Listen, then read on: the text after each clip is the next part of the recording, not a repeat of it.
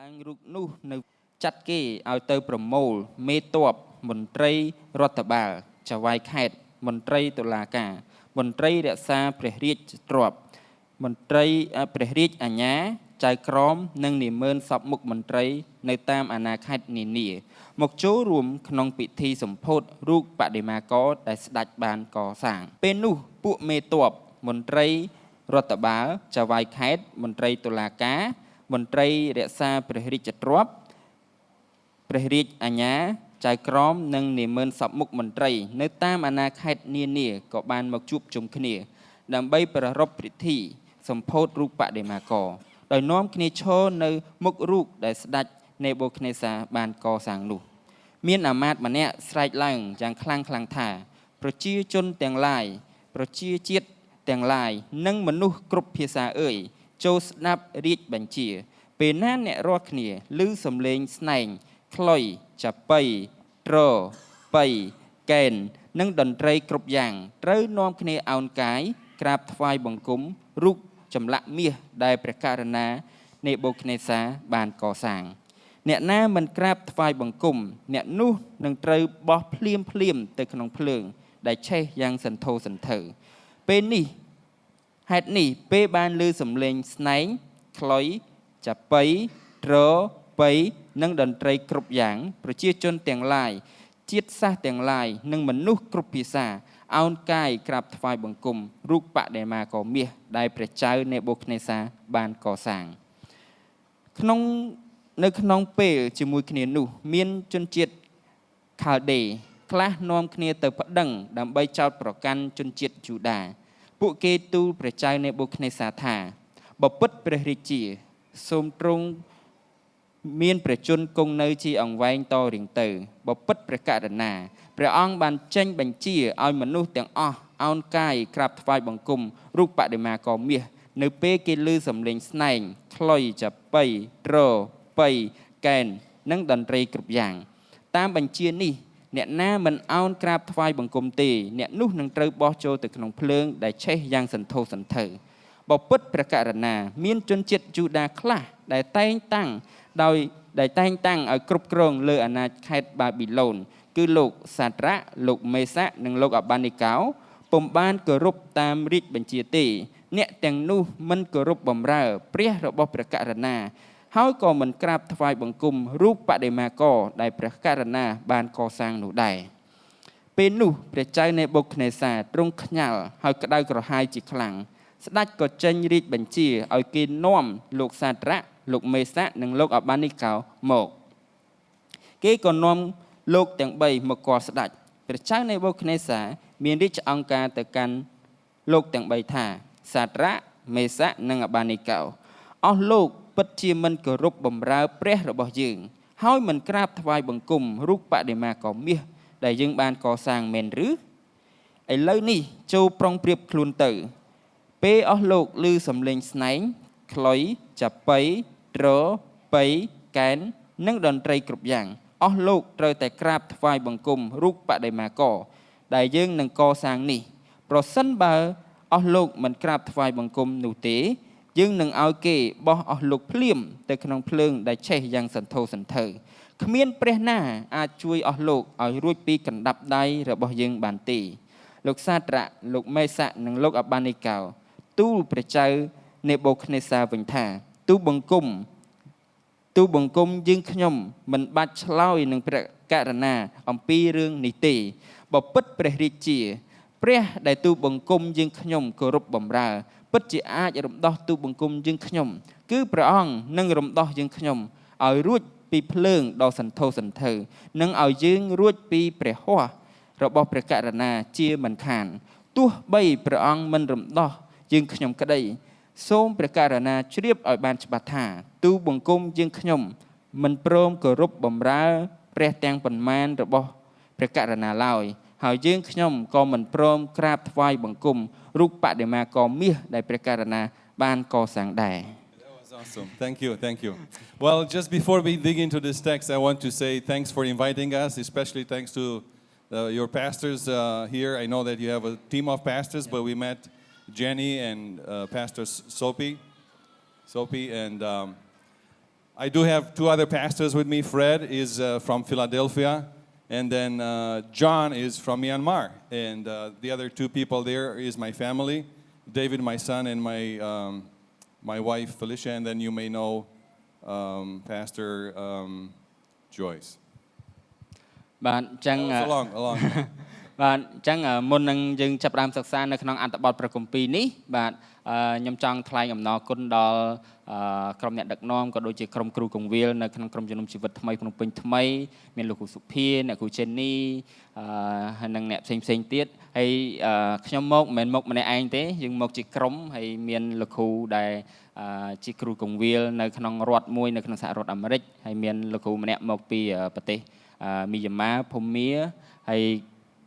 ពីរអ្នកជាប់គ្នាហ្នឹងជាគ្រួសាររបស់ខ្ញុំបាទជាប្រពន្ធហើយជាកូនហើយអ្នកទៀតអ្នកស្រី Joy ភិកច្រើនប្រហែលជាលោកអ្នកបងប្អូនបានស្គាល់គាត់រួចហើយ So just as for you, may be surprising to see a Romanian pastor preaching, it is also a great privilege and joy and honor for me to preach in your country. បាទហើយនេះខ្ញុំរាប់ថាជាកិត្តិយសបាទហើយជាអភ័យសិទ្ធិដែលខ្ញុំជាជនជាតិរ៉ូម៉ានីហើយអាចចែកចាយព្រះបន្ទូលរបស់ព្រះជាម្ចាស់ជាមួយនឹងលោកអ្នកបងប្អូនទាំងអស់គ្នាហើយសង្ឃឹមថាលោកអ្នកបងប្អូនមិនសប្បាយពេកទេ And we came to this country for a short visit to see what God is doing here, and we are amazed at what God is doing in your lives and through you in this country. បាទហើយទោះបីជាដំណើរមកប្រទេសកម្ពុជាជាដំណើររយៈពេលខ្លីក៏ដោយដើម្បីនឹងស្វែងយល់ហើយនឹងមើលអំពីក្រុមជំនុំនៅក្នុងស្រុកខ្មែរប៉ុន្តែយើងឃើញថាកិច្ចការជាច្រើនដែលព្រះជាម្ចាស់បានធ្វើនៅទីនេះហើយយើងពិតជាមានអំណរនៅក្នុងការចូលរួមចំណែកជាមួយនឹងព្រះអង្គ We started our visiting that AS21, the high school that was used by the Khmer Rouge regime to become a prison and a torture, and then we went to the killing fields the next day. So we learned a lot about your pain, recent pain in your history. Is a high school called បាទអញ្ចឹងខ្ញុំបានទៅលេងនៅគុកទួលស្លែងហើយនឹងតំបន់អក្រិតកម្មអីផ្សេងមើលអំពីការឈឺចាប់កន្លងមកដែលជនជាតិខ្មែរបានធ្លាប់ឆ្លងកាត់ពីអតីតកាល And I am very appreciative and I honor your desire to preserve history because a lot of those pictures, a lot of the names were there recorded, and it's wonderful for us to be able to learn what happened in your country. បាទហើយជាចំណុចមួយដែលយើងអាចរៀនសូត្របានគឺដោយសារជាជនជាតិខ្មែរយើងអត់បានទៅកំទេចផុសតាងយើងអត់ទៅបានដកឈ្មោះអញ្ចឹងពេលដែលយើងទៅមានឈ្មោះមានផុសតាងមានអ្វីៗដែលបន្សល់ពីទាំងអស់នោះជាអ្វីមួយដែលពួកយើងអាចរៀនសូត្រពីអតីតកាលដែលកន្លងមក In my country Romania, communism came after World War II. So when I was born, it was there in the country for over 20 years. អញ្ចឹងនៅពេលដែលខ្ញុំកើតនោះគឺខាងកុម្មុយនីសគេចាប់ផ្ដើមគ្រប់គ្រងនៅប្រទេសរបស់ខ្ញុំចាប់ផ្ដើមពីបន្ទាប់ពីសង្គ្រាមលោកលើកទី2 And unfortunately, because communism was like 40 plus years in our country, we don't have records of how many victims. We don't know if it was 1 million or more. We don't know a lot of them. We may know 500,000, but not more. អញ្ចឹងយើងអត់មានឯកសារអត់មានទិន្នន័យនៃការបញ្ជាក់ថាតើមានជនរងគ្រោះពីសម័យនឹងនៅក្នុងប្រទេសខ្ញុំប្រមាណអ្នកទេរយៈពេល40ឆ្នាំជាងចុងក្រោយនោះ But when I was like your age, I went to school in a communist school, and then they taught me that only people that are not intelligent believe in God. ចឹងនៅពេលដែលខ្ញុំអាយុប្រហែលជាប៉ុណ្ណេះអីប៉ុណ្ណឹងពេលខ្ញុំទៅសាលាគេបរៀនខ្ញុំថា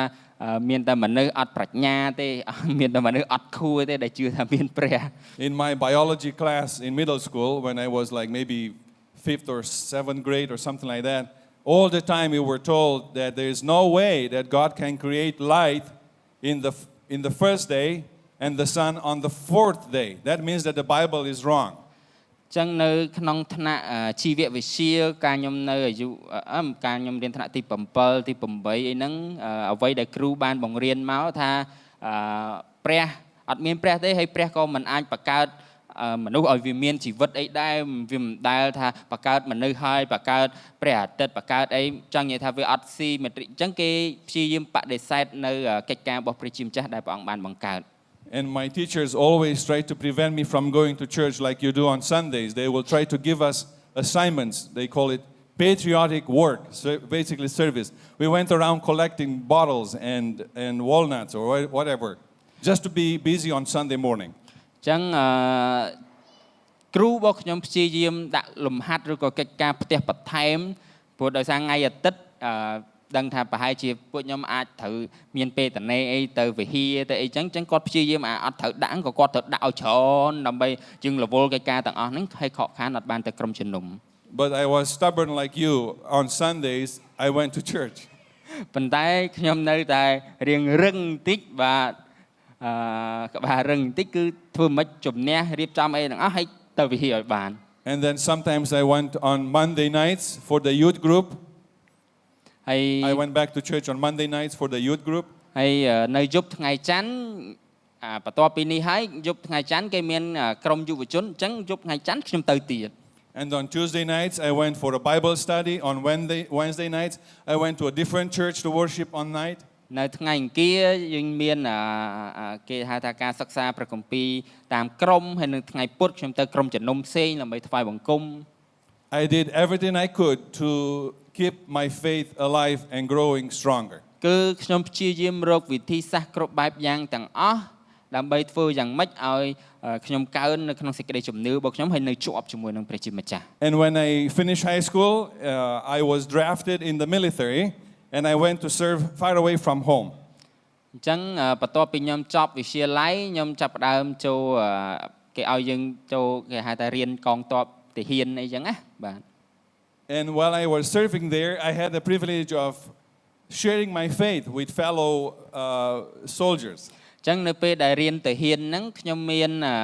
ឯកសិទ្ធិពិសេសដើម្បីនឹងចែកចាយជាមួយនឹងមិត្តភ័ក្តិផ្សេងៗទៀតដែលគេរៀនជាមួយនឹងគ្នាអំពីព្រះជាម្ចាស់ And these were people that they have never heard of God, of Jesus. They never heard that there is eternal life, that we are beings, that we are having an eternal soul. អញ្ចឹងអ្នកទាំងអស់ហ្នឹងអត់ដែលឮអំពីព្រះជាម្ចាស់តតែសោះអត់ដែលឮអំពីអីគេជីវិតអស់កលជានិច្ចអីហ្មងក៏អត់ដែលឮហ្មង Because my government told us that when you die is the end. Everything that your life is here and now. អញ្ចឹងអ្វីដែលយើងរៀនតាំងពីថ្នាក់ទី1ដល់ថ្នាក់ទី12មកសាលាគឺបរៀនមកគឺតែស្លាប់700គឺទៅហើយអត់មានមកអីណាទៀតទេអត់មានព្រះអត់មានជីវិតអស់កលអីទៀតទេ So they started to listen to the gospel and they were amazed. And then I wrote a letter to my mother back home and I said, I am so glad that people respond to the gospel in the army. អញ្ចឹងខ្ញុំចែកចាយមួយពួកគាត់អំពីព្រះជាម្ចាស់អំពីជីវិតអស់កលអីចឹងផ្សេងៗពួកគេមានអារម្មណ៍រំភើបពួកគេមានអារម្មណ៍ថាអស្ចារ្យមែនទែននៅក្នុងការដែលទទួលអ្វីដែលខ្ញុំចែកចាយហើយខ្ញុំបានសរសេរសបុតផ្ញើទៅម្ដាយរបស់ខ្ញុំរៀបរាប់អំពីកិច្ចការទាំងអស់នេះ And after a few weeks from that letter, the Secret Service colonel in my unit called me into his office. The Secret Service is like counterintelligence, like the CIA or whatever. ចឹងគេមានក្រុមដែលគេស៊ើបការសម្ងាត់អីផ្សេងៗចាប់ផ្ដើមដឹងថាខ្ញុំចែកចាយដំណឹងល្អជាមួយនឹងពួកទាហានអីចឹងផ្សេងៗគេហៅខ្ញុំមកជួប And he said to me, why are you preaching the gospel? Why are you doing the word we use is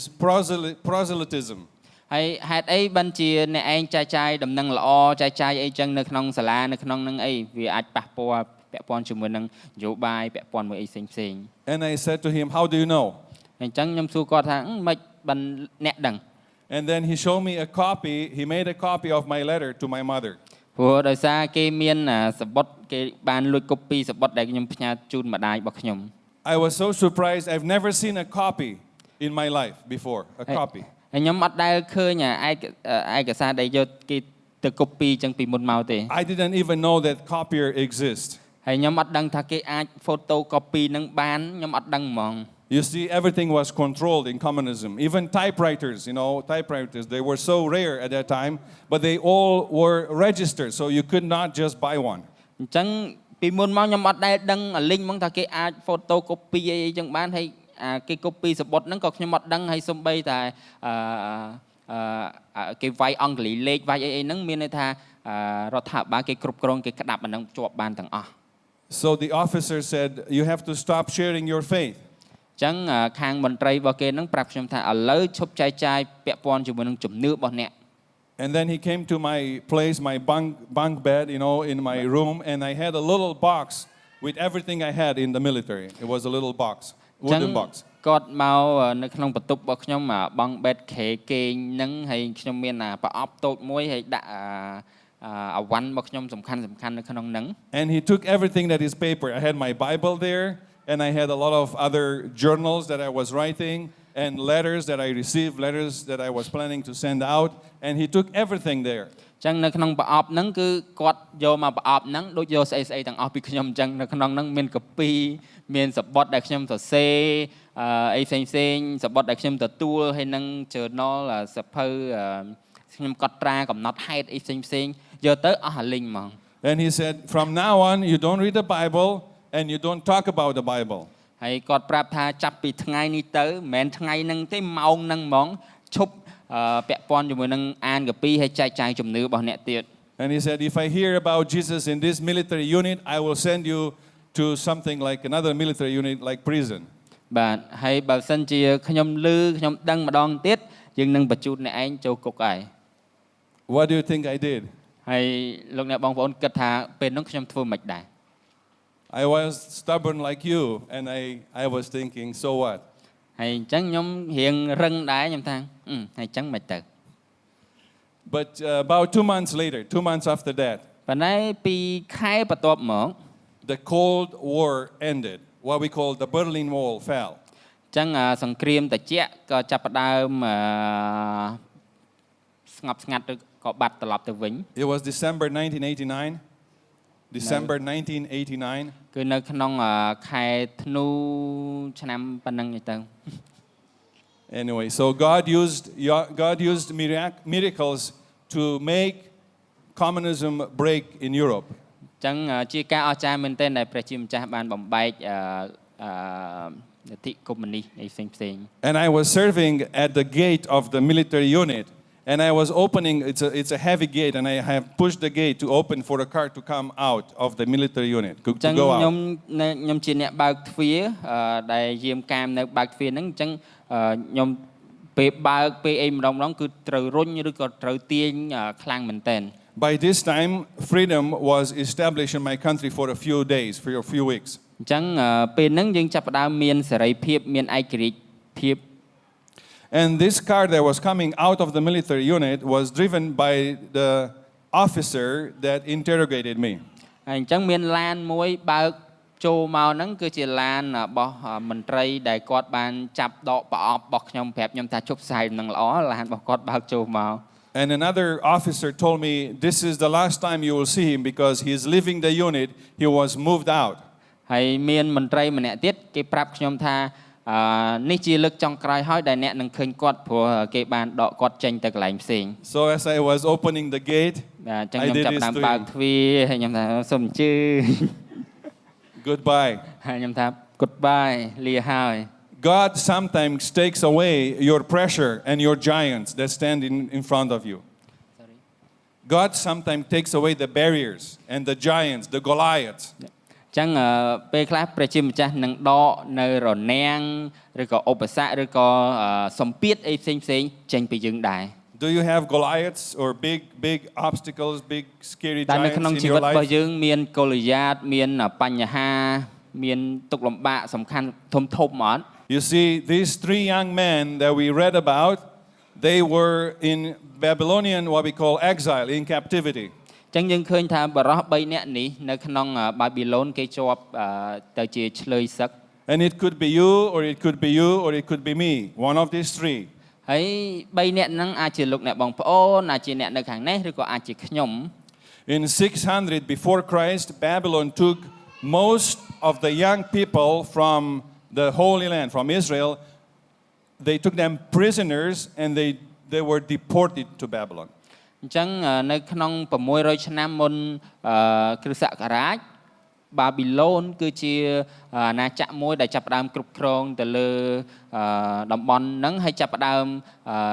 ជំលះឬក៏យកមនុស្សជំទង់ពីអ៊ីស្រាអែលពីយូដាហ្នឹងទៅហើយជំលះ And there were people like you, young, able to learn. educated, ជាមនុស្សដែលក្មេងហើយមានសមត្ថភាពនៅក្នុងការដែលរៀន and they were leaders ហើយជាអ្នកដឹកនាំ in government and in the military and in culture and arts. នៅក្នុងរដ្ឋាភិបាលនៅក្នុងអឺ In culture, in government, in the military, in society. នៅក្នុងសហគមន៍នៅក្នុងកងទ័ពនៅក្នុងវប្បធម៌ដែលយើងជាអ្នកដឹកនាំហ្នឹងណាបាទ These were the cream of the crop, the top, the best brains, the best, the most powerful young people in Israel. ចឹងគឺគេប្រមូលអ្នកដែលមានន័យថាខួរក្បាលល្អខួរក្បាលកម្ពូជាអ្នកដឹកនាំនៅគ្រប់ផ្នែកផ្សេងៗទាំងអស់ And they were taken into the Babylonian exile and they were put there to learn what it means to be a Babylonian. ចឹងគឺគេប្រមូលអ្នកដែលខួរក្បាលល្អប៉កែហើយនឹងអ្នកដឹកនាំនៅគ្រប់ផ្នែកផ្សេងៗទាំងអស់គេយកមកគឺឲ្យទៅរៀននៅបាប៊ីឡូនរៀនអំពីវប្បធម៌ភាសាអីទាំងអស់ផ្សេងៗហ្នឹងនៅបាប៊ីឡូនតើជនជាតិបាប៊ីឡូនហ្នឹងគេធ្វើម៉េច They were supposed to be assimilated into the empires, into this empire, and to lead the empire. They were the next generation of leaders of the Babylonian Empire. អញ្ចឹងអ្នកទាំងអស់ហ្នឹងអាចក្លាយទៅជាអ្នកដឹកនាំបន្ទាប់ដើម្បីគេយកទៅដឹកនាំនៅក្នុងអាណាខេត្តរបស់បាប៊ីឡូន They were supposed to forget their religion, their family, their country of origin, to forget what they learned and to relearn, to be re-educated in the Babylonian ways. អញ្ចឹងគឺមានន័យថាគេយកក្រុមមនុស្សទាំងអស់ហ្នឹងទៅដើម្បីរៀនឬក៏យើងហៅធម្មតាយើងហៅថាបំពាក់ខួរក្បាលថ្មីឲ្យគេរៀនអ្វីៗទាំងអស់ថ្មីអំពីបាប៊ីឡូននៅហ្នឹងហើយឲ្យគេបំភ្លេចអំពីវប្បធម៌អំពីស្អីៗទាំងអស់ជាអតីតកាលជាស្រុកដើមរបស់គេគឺបំភ្លេចចោល Imagine that somebody takes you out of Cambodia and they take you to maybe France or to United States or to England and they put you in the best schools. ហើយយើងឧទាហរណ៍ថាយើងសម័យថាបើនៅទីនេះស្រាប់តែគេយកបុប្ផាម្នាក់ខ្វឹបដាក់នៅក្នុងប្រទេសអង់គ្លេសឬក៏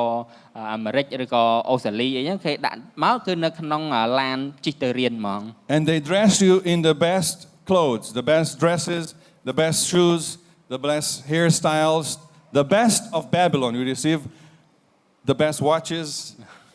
phones, the best phones, Samsung or iPhones, whatever.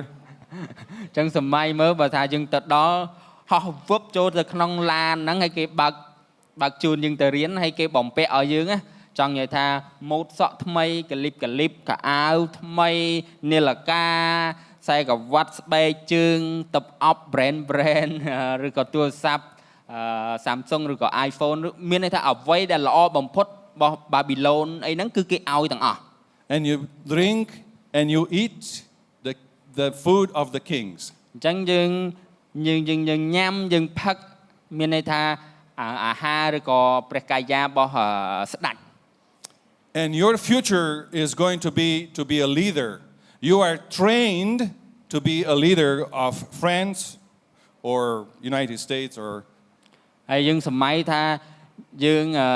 ញ៉ាំអាហាររបស់ស្ដេចអីទាំងអស់គេបំពាក់អីទាំងអស់ដែលល្អហើយគេប្រាប់យើងថាថ្ងៃក្រោយអ្នកនឹងក្លាយទៅជាអ្នកដឹកនាំប្រមុខអ្នកដឹកនាំនៅនៅ France នៅបារាំងនៅអាមេរិកឬក៏នៅប្រទេសណាមួយអញ្ចឹងទៅ And the king tells you you are here in United States or in England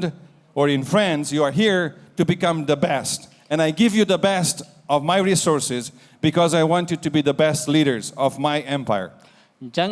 សម័យមើលបើស្ដេចហ្នឹងគេប្រាប់យើងហ្មងណាយើងដាក់អ្នកនៅហ្នឹងឧទាហរណ៍ថានៅបារាំងនៅអាមេរិកនៅអង់គ្លេសហើយគេប្រាប់ថាយើងឲ្យអ្វីៗទាំងអស់ទៅកាន់អ្នកហើយគោលបំណងមួយគឺថាដើម្បីឲ្យអ្នកខ្លាយទៅជាមនុស្សដែលល្អឥតខ្ចោះអញ្ចឹងដែរហើយខ្លាយទៅជាប្រមុខអ្នកដឹកនាំនៅក្នុងប្រទេសហ្នឹងដែរ Would you like that? យើងចង់ហ៎ Would you like to be one of those? ចង់ខ្លាយទៅជាប្រមុខឬក៏មនុស្សដែលល្អបំផុតអញ្ចឹងហ៎ To live in the palace, to be educated at Oxford or Paris or Sorbonne, or to be educated at Harvard, would you like that? ដេកនៅវាំងជិះឡានកលិបទៅរៀននៅ Oxford អីណាអីផ្សេងសាកលវិទ្យាល័យធំល្បី And you are going to have a job which is like to be governor of a state or of a province in these beautiful countries. ហើយចាប់ផ្ដើមคล้ายទៅជាចវាយរដ្ឋនេះចវាយរដ្ឋនោះអីចឹង It sounds very good. វាស្ដាប់ទៅវាដូច This was a very smart emperor. បាទអញ្ចឹងមានន័យថាអ្នកហ្នឹងជាមនុស្សដែលឆ្លាតមែនទែន Nebuchadnezzar and the Babylonians, they knew exactly how to rule the world. អញ្ចឹងព្រះបាទឬក៏ព្រះចៅនេបូខនេសាហ្នឹងគាត់ឆ្លាតមែនទែនគាត់ដឹងអំពីរបៀបដែលគាត់អាចគ្រប់គ្រងពិភពលោកបាន They knew that the hope of the empire is young people like you. គេដឹងថាសេចក្តីសង្ឃឹមរបស់បាប៊ីឡូនដើម្បីឲ្យនៅតែបន្តរីកចម្រើនហើយអាចពង្រីកទឹកដីថែមទៀតគឺពឹងពាក់ទៅលើអ្នកដែលមានសមត្ថភាពទាំងអស់ហ្នឹង But the problem is that also the fall of the empire is young people like you believing in a different God. ប៉ុន្តែការដែលធ្វើឲ្យមានការធ្លាក់ចុះវិញព្រោះដោយសារមានអ្នកអញ្ចឹងដែលគេចាប់ផ្ដើមជឿមានជំនឿទៅលើព្រះផ្សេង After everything is offered, after you get the best, there is a test. And the test is a test of fire, and it comes in your life, and it came in my life. អញ្ចឹងនៅពេលដែលយើងបានអ្វីៗទាំងអស់ដែលល្អអត់ខ្ចោះនឹងហើយយើងចាប់ផ្ដើមជួបនៅគេហៅថាការសាកល្បងដូចជាការសាកល្បងដែលបរិសុទ្ធទាំង3នាក់នេះបានជួបគឺត្រូវសាកល្បងចូលទៅក្នុងភ្លើងអញ្ចឹងលោកអ្នកបងប្អូននឹងជួបរួមទាំងខ្ញុំក៏នឹងជួបដូចគ្នា You see, the king, the emperor says, I give you everything, I give you the best. But now what I want from you is one small thing. I want you to worship this golden statue. ឥឡូវខ្ញុំឲ្យអ្នកអីទាំងអស់ហើយសិតតែល្អទាំងអស់អ្វីៗដែលល្អអត់ខ្ចោះហ្នឹងគឺខ្ញុំឲ្យអ្នកអស់ហើយច្រើនមែនទែនប៉ុន្តែខ្ញុំសុំកិច្ចការតូចមួយពីអ្នកវិញគឺចាប់ផ្ដើមគោរពនៅរូបព្រះដេមាកមាសដែលខ្ញុំបានកសាង And it's not a big deal. It's not a big deal. You just need to bow. Do you see the statue? Just bow. បើយើងគិតទៅដូចវាដូចអត់មានធំដុំអីណាគ្រាន់តែអោនគោរពអីបន្តិចទៅរួចហើយ Just kneel on your knees. That's it. គ្រាន់តែលុតជង្គង់បន្តិចទៅហើយយើងអាចមានរបស់របរអីទាំងអស់ដែលយើងអាចនឹងទទួលបានហ្នឹងយើងមានគ្រាន់តែលុតជង្គង់អោនបន្តិចយើងបានរបស់ទាំងអស់ហ្នឹងជាការដោះដូរ You can keep your iPhones or Samsungs. You can keep your shoes and your hairstyles and your beautiful food. Just kneel one bended knee and you are done. បាទអាទូរស័ព្ទ Samsung ឬក៏ iPhone អា style សក់ខ្សែកខ្សែដៃទឹកអប់បែកជើងអីហ្នឹងគ្រាន់តែថារក្សាវាបានគ្រាន់តែអោនបន្តិចទៅលុតជង្គង់ប៉ុណ្ណឹងទៅហើយអាហ្នឹងទុកបានទាំងអស់របស់ទាំងអស់ហ្នឹងយកបាន That's not so much to ask. Doesn't sound like a lot to bend your knee before this statue. វាគិតទៅដូចជាអត់ច្រើនពេកណាមែនអត់គ្រាន់តែអោនបន្តិចហើយលុតជង្គង់បន្តិចហ្នឹង How would you like somebody like a governor to come here this morning and tell you pastors, right? This is how you should worship here. And they will say, I am just going to put an altar here and you just bend your knees before this altar. And then you can do your worship. I don't care. But now, just bow down to this God that I'm putting here. ឥឡូវឧទាហរណ៍បើសិនជាមានខាងរដ្ឋាភិបាលគេមកគេដាក់រូបសំណាក់ដាក់អីមកហើយគេថារបៀបថ្វាយបង្គំនេះគឺត្រូវថ្វាយបង្គំរូបសំណាក់ហ្នឹងអញ្ចឹងអ្នកឯងអោនគោរពអីហើយអ្នកឯងថ្វាយបង្គំមិនថ្វាយខ្ញុំអត់ដឹងទេតែគ្រាន់ត្រូវគោរពរូបសំណាក់នេះសិន You see, it's always like that. If the state gives you food, if the state or the government gives you a good life, they also want your allegiance, your worship. They want to control your worship. ចឹងនៅពេលដែលគេបានឲ្យអ្វីៗទាំងអស់ដែលល្អទាំងអស់នោះមកយើងបាទប៉ុន្តែគេក៏តម្រូវឲ្យយើងធ្វើអីមួយដែរគឺតាក់ទងជាមួយនឹងការថ្វាយបង្គំ You see, when I grew up in communism, they didn't want much from me, just to believe what they told me to believe. បាទនៅពេលដែលខ្ញុំកើតនៅក្នុងជំនាន់របស់ខ្ញុំដែលខ្ញុំបានចែកចាយហ្នឹងនៅពេលដែលនៅក្រៅអាណានិគមហ្នឹងគឺគេមកគេបរៀនឲ្យត្រូវតែធ្វើអញ្ចឹងហ្មង I went to their schools. I slept in their homes, the communists built, and they say, what's so difficult to acknowledge the party as your God, the Communist Party. ចឹងនៅក្នុងក្រៅអាណានិគមហ្នឹងយើងត្រូវទៅរៀនសាលារបស់គេនៅផ្ទះរបស់គេប៉ុន្តែអីមួយដែល យើងពិបាកគឺពាក់ព័ន្ធជាមួយនឹងការដែលយល់ស្របជាមួយនឹងគណៈបកដែលគេគ្រប់គ្រងអីហ្នឹង Stop talking about Jesus. ហើយអ្វីមួយដែលគេប្រាប់យើងគឺថាឈប់និយាយអំពីព្រះយេស៊ូវ Isn't it hard to stop talking about Jesus, to stop reading your Bible, to stop believing in this book? Just say that this book is stupid and you're okay. ហើយបើគេគ្រាន់តែប្រាប់យើងថាឥឡូវឈប់អានកាពីឈប់ចែកចាយអ្វីៗទាំងអស់នៅក្នុងព្រះគម្ពីរហើយគ្រាន់តែថាសភៅនេះជាសភៅដែលលេលាទេហើយកាពីហ្នឹងអ្នកឯងនឹងរួចខ្លួនទេអត់មានបញ្ហាអីទេតែយើងធ្វើមិន But you see, these three young men, they were blessed by God with a strong faith. ប៉ុន្តែបរិស3នាក់ដែលយើងបានអាននៅអំបញ្ញមិញនេះយើងឃើញថាគេពិតជាមានជំនឿខ្លាំងមែនទែន And they do something very different, very radical than all of the other people. ហើយគេចាប់ផ្ដើមឆ្លើយតបនៅក្នុងស្ថានភាពហ្នឹងគឺខុសប្លែកពីមនុស្សផ្សេងៗដែលគេសម្របសម្រួល You see, the command was just bend your knees, and everybody else in the empire, they bended their knees. អញ្ចឹងគេគ្រាន់តែបញ្ជាថាឥឡូវលុតជង្គង់អញ្ចឹងយើងគ្រាន់តែលុតជង្គង់ទៅរួចហើយ When everybody was down, they were the only three standing. ប៉ុន្តែនៅពេលដែលគេឲ្យលុតជង្គង់ឲ្យអីចឹងបរិសទាំង3គេមនុស្សផ្សេងៗទាំងអស់គេលុតជង្គង់អស់ហើយប៉ុន្តែនៅសល់បរិស3នាក់ And the king said, if you stand, there is a punishment for you. ហើយព្រះចៅនេបុខនេសាថាបើសិនជាអ្នកឯងឈរអញ្ចឹងអត់ព្រមក្រាបថ្វាយបង្គំរូបបដិមាករហ្នឹងអ្នកឯងនឹងមានទោស And the same thing is today. If the culture goes one way, and if you stand, if the culture bows down to a god, but you stand, there's a price to pay for you. អញ្ចឹងដូចជាតកតងជាមួយនឹងវប្បធម៌ដែរបើសិនជាវប្បធម៌មួយដែលយើងជឿយើងកាន់តាមហើយគេចាប់ផ្ដើមគោរពនឹងថ្វាយបង្គំប៉ុន្តែបើសិនជាយើងអត់សម្របយើងអត់ធ្វើតាមនឹងអញ្ចឹងយើងនឹងមានផលវិបាក So what do you do when you are tested? They were tested and they said, the punishment is you are being thrown into this furnace, fiery furnace. តើយើងនឹងធ្វើម៉េចបើគេថាការដាក់ទោសហ្នឹងគឺជាការដែលត្រូវបោះយើងចូលទៅក្នុងភ្លើង And there are always these government people that want to advance based on basically trampling and standing on you. These were people who came to the king and they said, King, there are 3 Jews. Everybody else is down, but there are 3 Jews that are standing. អញ្ចឹងនៅមានអ្នកដែលមានន័យថាមន្ត្រីផ្សេងដែលគេអត់ចូលចិត្តហ្នឹងគេទៅប្រាប់ស្ដេចថាអ្នកផ្សេងទៀតគេសិតតែគោរពរូបបដិមាក៏អស់ហើយប៉ុន្តែមានតែ3អ្នកហ្នឹងទេអត់គោរព Didn't you say that they should be thrown into the fiery furnace if they don't bow down? Didn't you, king, say that the punishment is fiery furnace for them? តើស្ដេចមិនបានបង្គាប់ទេឬថាបើសិនជាមិនគោរពថ្វាយបង្គំរូប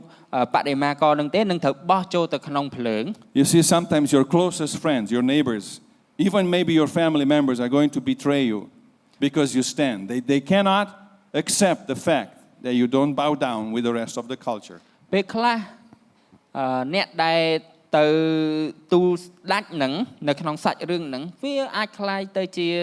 គេហៅថាមិត្តភ័ក្តិរបស់យើងសមាជិកនៅក្នុងក្រុមគ្រួសាររបស់យើងដែលគេអត់យល់ស្របដែលគេអត់អាចទទួលបាននៅអ្វីដែលយើង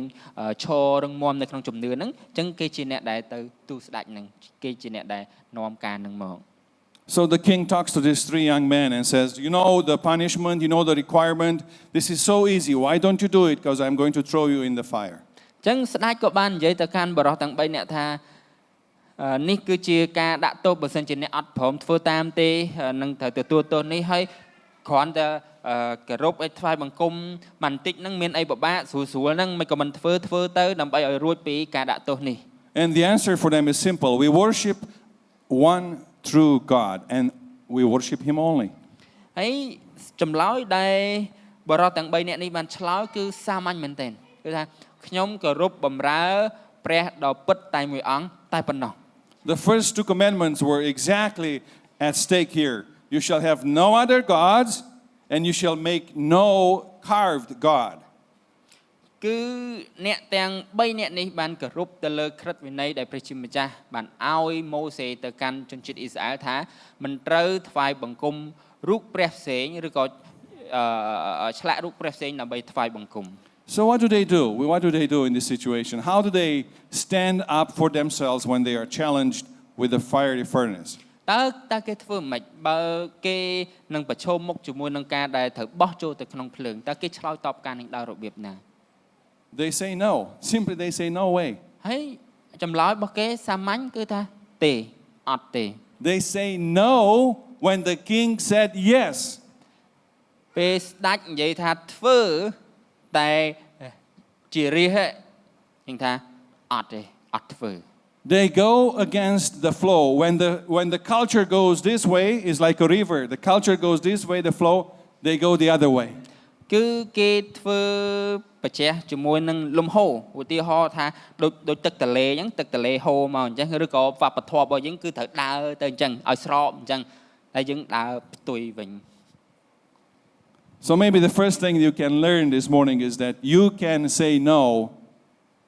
against the flow. អញ្ចឹងអ្វីមួយដែលយើងអាចរៀនសូត្របានយើងអាចនិយាយថាទេទៅកាន់ការដែលយើងបដោយខ្លួនទៅតាមលំហូរហ្នឹងយើងអាចនិយាយថាទេអត់ខ្ញុំអត់ទៅតាមលំហូរហ្នឹងទេ You can say no to sin in your life. យើងអាចនិយាយថា no ទៅ That's កាន់ the first អំ thing. ពើបា Say ប no បាន to sin. នេះគឺជាកិច្ចការទី1ដែលយើងត្រូវធ្វើគឺនិយាយថាទេចំពោះអំពើបាប It comes so easy. Maybe you go to a party tonight. ហើយជាឧទាហរណ៍ថានៅយប់នេះយើងទៅ party And everybody else is getting involved in the party and they are drinking and maybe take some drugs. ហើយមានអ្នកដែលទៅកម្មវិធីជប់លៀងនឹងគេជួបជុំគ្នាគេញ៉ាំស៊ីចុកហើយមានសេពគ្រឿងញៀន And once they are drunken, then they start to have to engage in sex. ឬក៏គេចាប់ដើមសវឹងទៅគេចាប់ដើមនិយាយអីផ្សេងរកពាក់ព័ន្ធជាមួយនឹងការ And it រួម is ភេទ so easy to fall in, to follow what they are doing. ហើយពេលខ្លះវាហាក់បីដូចជាវាងាយនៅក្នុងការដែលយើងធ្លាក់ហើយនឹងធ្វើអញ្ចឹងដែរ It's so easy to go there and find the partner and have also the life of the party. ហើយដល់ទៅអានឹងជាអ្វីដែលគេគិតថាវាសប្បាយផងអញ្ចឹងទៅរកដៃគូអីហើយទៅធ្វើតាមអំពើប្រឆាចសិលធម៌អញ្ចឹង But if you want to be like these three young men, you will say no from the beginning. ប៉ុន្តែបើសិនជាយើងយកតាមគំរូអ្វីដែលបរិសទាំង3នាក់នេះបានធ្វើគឺពីចំណុចចាប់ផ្ដើមយើងបដិសេធហើយយើងនិយាយថាទេតាំងពីចំណុចដំបូងតែម្ដង And maybe you have friends who succeed in life by cheating others, by stealing from others. ឬក៏ពេលខ្លះប្រហែលជាយើងមានមិត្តភ័ក្តិដែលគេបានជោគជ័យប៉ុន្តែជោគជ័យរបស់គេហ្នឹងគឺដោយសារលួចដោយសារកេងបន្លំអ្នកដទៃផ្សេងទៀត Maybe you have friends who advance and succeed in life by joining gangs and by doing violence against others. ឬក៏អ្នកខ្លះគេបានទទួលជោគជ័យដែរប៉ុន្តែដោយសារគេមានក្រុមជើងកាងបងតូចបងធំអីចឹងផ្សេង And so it's so easy to follow that pattern. ហើយចឹងពេលខ្លះយើងគិតថាចង់ជោគជ័យដូចគេហើយខ្ញុំត្រូវធ្វើដូចគេដែរមើលទៅ But these three people say no. ប៉ុន្តែអ្នកទាំង3អ្នកនេះថាទេខ្ញុំអត់ធ្វើទេ Maybe you are in a family that worships a different God. And it's hard for you to turn around and say, I am not doing that. ប្រហែលជាយើងស្ថិតនៅក្នុងក្រុមគ្រួសារដែលថ្វាយបង្គំព្រះផ្សេងក្រៅពីព្រះយេស៊ូវហើយចឹងប្រហែលយើងមានស្ថានភាពមួយដែលលំបាកខ្លាំងមែនទែន But these three young men, they say no to the king, they say no to the family, they say no to their friends. These were the friends who were bowed down. And they say no to the culture. ហើយចឹងបរិសទាំង3នាក់នេះគេបាននិយាយថាទេចំពោះស្ដេចគេនិយាយថាទេចំពោះសមាជិកក្រុមគ្រួសាររបស់គេនិយាយថាទេចំពោះមិត្តភ័ក្តិរបស់គេនិយាយថាទេចំពោះអ្នកដទៃផ្សេងទៀតដែលកំពុងតែគោរពថ្វាយបង្គំរូបបដិមាករមាស Finally, they don't sin. They say no to sin in their life. ហើយគេនិយាយថា no ចំពោះឬក៏និយាយថាទេចំពោះអំពើបាបហើយគេអត់បានចូលរួមនៅក្នុងការប្រព្រឹត្តបាបនោះទេ So the first thing is they say no to sin in their lives. No matter how much pressure comes, they say no to sin. ចឹងមិនថាមានសម្ពាធប៉ុណ្ណាទេលោកអ្នកបងប្អូនចំណុចទី1ដែលយើងត្រូវធ្វើគឺយើងត្រូវហ៊ាននិយាយថាទេចំពោះអំពើបាប But you see, there's this fiery furnace. So the second point is they are willing to pay the price. ហើយចំណុចទី2គឺយើងហ៊ានបង់ថ្លៃ Because once you say no to sin, even in your culture, even in your family, even among your friends, you will have to pay a price. នៅពេលដែលយើងនិយាយថាទេនៅពេលយើងហ៊ាននិយាយថាទេចំពោះសមាជិកក្រុមគ្រួសាររបស់យើងមិត្តភ័ក្តិរបស់យើងចំពោះវប្បធម៌របស់យើងគឺយើងត្រូវបង់ថ្លៃ When I was in the 6th grade, my French teacher, in the communist times, my French teacher just somehow, she revealed to her colleagues that she is a believer, she's a Christian, and she was fired immediately. អញ្ចឹងខ្ញុំមានមិត្តភ័ក្តិដែលការពីនៅរៀននៅពេលដែលប្រទេសរបស់ខ្ញុំនៅក្រោមអាណានិគមអីចឹងផ្សេងហើយគាត់ជាអ្នកជឿព្រះអង្គដែរប៉ុន្តែគេគាត់ត្រូវបានគេដេញចេញពីសាលា When communism came to my country, many people were challenged because of their faith. There was a church, a little church, about 600 pastors, and all of them were killed. ចឹងនៅពេលដែលក្រោមអាណានិគមហ្នឹងគឺមានសម្ពាធខ្លាំងមែនទែននៅក្នុងក្រុមជំនុំដែលគេធ្វើទុកបុកម្នេញឲ្យមានគ្រូគង្ How many pastors 600. ប្រហែលជា600គ្រូកង្វៀលមកពីនិកាយផ្សេងបានបាត់ខ្លួន Hundreds of thousands of people in the middle of the night, a van will come, it will stop, they will pick the father and deport them to Siberia. We don't know how many because they disappeared. បាទអញ្ចឹងមានការធ្វើទុកបុកម្នេញផ្សេងហើយមានមនុស្សដែលបាត់ខ្លួនជាច្រើនហើយគេបញ្ជូនទៅកន្លែងណាផ្សេងទៀតយើងអត់ដឹងប៉ុន្តែយើងស្វែងរកគេអត់ឃើញ And you too, you know what suffering for your faith means. អញ្ចឹងលោកអ្នកបងប្អូនធ្លាប់ជួបឆ្លងកាត់នៅទុក្ខលំបាកទាំងអស់នោះដែរ And the question for you and for me is, are we willing to pay the price? អញ្ចឹងសំណួរលោកអ្នកបងប្អូនថាតើយើងហ៊ាននៅក្នុងការដែលយើងបង់ថ្លៃនៅពេលដែលយើងនិយាយថាទេដែរឬទេ Sometimes the price and the temptation not to pay the price is so big that we fail and we fall into temptation. ហើយពេលខ្លះយើងមានសេចក្តីលបួងមួយមកកាន់ជីវិតរបស់យើងថាបាច់បង់ថ្លៃអាហ្នឹងវាដូចជាថ្លៃពេកឯង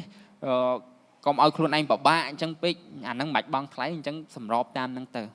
And if you feel that you failed the test, and you gave in to sin, to the culture, to the pressure of your family, បើសិនជាយើងមានអារម្មណ៍ថាយើងដូចជាឆ្លងកាត់ទុកលំបាកហ្នឹងអត់ជោគជ័យទេឬក៏យើងចាប់ផ្ដើមបដោយខ្លួននៅតាមស្ថានភាពឬក៏តាមលំហូរហ្នឹង there is a simple solution. Go to the one who is victorious always, Jesus Christ, and tell him, confess him, and ask for forgiveness. អ្វីដែលយើងអាចធ្វើបានគឺយើងទៅរកអ្នកដែលទទួលជោគជ័យអ្នកដែលមានជ័យជំនះដែលឆ្លងកាត់បញ្ហាទាំងអស់ហ្នឹងរួចហើយអ្នកនោះគឺព្រះយេស៊ូវគ្រីស្ទព្រះអង្គមានជ័យជំនះលើអស់ទាំងជ័យជំនះដែលព្រះអង្គបានឆ្លងកាត់នៅទុក្ខលំបាកហើយនឹងសេចក្តីល្បួងផ្សេង We like this story in the Bible because they come out alive. But when they go in, they have no idea if they are going to come out alive. បាទអញ្ចឹងនៅពេលដែលគេមុនចូលទៅក្នុងភ្លើងគេនៅរស់ប៉ុន្តែគេអត់ដឹងច្បាស់ថាពេលដែលចូលទៅក្នុងភ្លើងហើយអាចចេញត្រឡប់មកវិញមានជីវិតរស់នៅដែរឬទេ They say, King Nebuchadnezzar, we are not going to bow down. We are going to say no to the culture, no to you, and we are going to go into the furnace. អញ្ចឹងបរិសុទ្ធទាំង3នាក់នេះបាននិយាយថាទេចំពោះព្រះចៅនេបុខនេសាថាយើងអត់នេះទេហើយទោះបីជាបែបណាក៏យើងអត់គោរពអត់អោនក្រាបថ្វាយបង្គំរូបបដិមាក៏ Because we serve a powerful God who can save us. ព្រោះយើងគោរពបម្រើព្រះដែលមានឫទ្ធានុភាពហើយអាចសង្គ្រោះយើងបាន But they say, even if he doesn't, we are not going to bow down. ប៉ុន្តែអ្នកទាំង3នាក់គេនិយាយថាហើយទោះបីជាព្រះអង្គអត់បានមកសង្គ្រោះមកជួយយើងក៏យើងនៅតែអត់គោរពក្រាបថ្វាយបង្គំរូបបដិមាក៏មាសរបស់ព្រះចៅដែរ Many Christians paid dearly for their life, both here and around the world. And you know what those who were in prison for their faith said? They said to us, we prayed for your faith, that you will stand firm. Many Christians who were in prison many years for their faith, they prayed for us and for our faith that we will stand strong. មានគ្រិស្តបរិស័ទជាច្រើនដែលគេបានចូល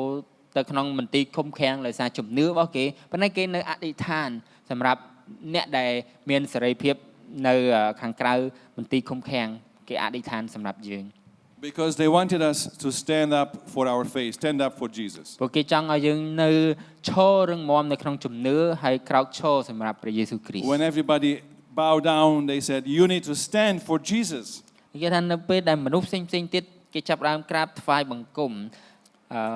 រូបបដិមាករហ្នឹង And ដោះយើងសូមក្រោកឈរឡើង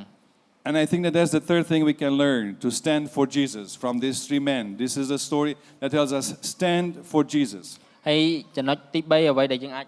រៀនបានគឺថាយើងអាចឈរសម្រាប់ព្រះគ្រីស្ទ Say no to sin. ទី1យើងនិយាយថាទេចំពោះអំពើបាប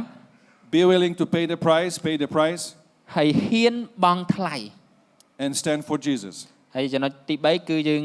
ឈរសម្រាប់ព្រះយេស៊ូវគ្រីស្ទ Three young men against the world. គឺមនុស្ស3នាក់ដែលគេបានធ្វើហើយមិនមែនគ្រាន់តែប្រឆាំងស្ដេចទេតែប្រឆាំងពិភពលោកទាំងមូលដែរ The culture and the king, they think we can deal with them easily. Just throw them in the fire.